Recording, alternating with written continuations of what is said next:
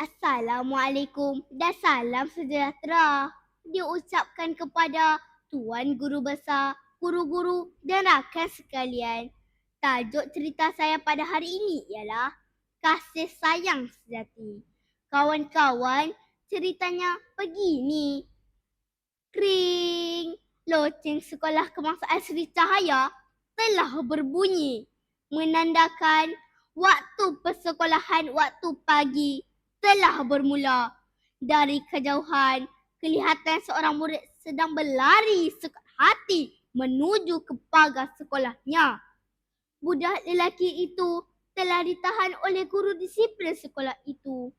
Amin memohon maaf dengan penuh sopan. Namun, tiada alasan yang diberikan. Cikgu Johairi sudah hilang kesabarannya. Beliau melibas rotan ke kaki Amin. Amin mengaduh kesakitan. Cikgu Johairi memberi amaran kepadanya agar tidak datang lambat lagi ke sekolah.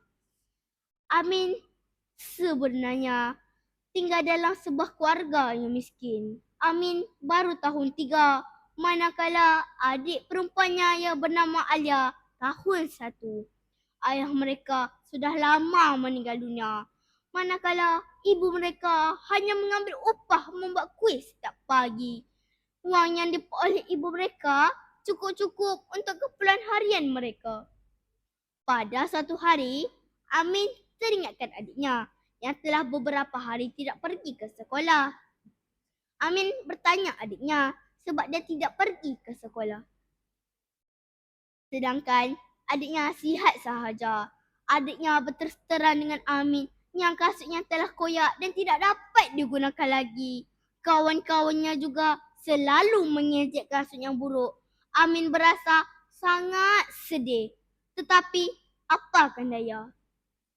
Di dalam hati Amin, hanya Tuhan sahaja yang tahu dan memang tidak berupaya untuk membeli kasut baharu untuk adiknya. Amin mencadangkan kepada adiknya yang mereka akan memakai kasut itu secara bergila-gila. Amin akan memakai kasut itu pada waktu sesi persekolahan pagi. Manakala adiknya pula akan memakai kasut itu waktu sesi persekolahan petang. Setiap hari adiknya ke sekolah lewat kerana menunggu Amin pulang dahulu. Pada satu hari, sekolah mereka telah mengadakan pertandingan merentas desa sempena Hari Kebangsaan. Guru besar telah menyatakan hadiah. Tempat pertama ialah sebuah basikal. Tempat kedua pula sebuah beg sekolah. Dan tempat ketiga pula sepasang kasut sekolah. Amin bertekad untuk memasuki pertandingan itu dan dia mahu mendapat tempat ketiga demi hadiah sepasang kasut untuk adiknya. Kawan-kawan, sungguh mulia hatinya demi kasih sayang kepada adiknya yang tercinta dia sanggup memasuki pertandingan itu. Hari yang dinantikan pun tiba. Amin berlari sekat hati meninggalkan kawan-kawannya. Akhirnya, dia mendapat tempat pertama. Dia menangis terisak-isak kecewa. Bukan kerana gembira, tapi kecewa kerana tidak mendapat tempat ketiga yang menjanjikan sepasang kasut untuk adiknya.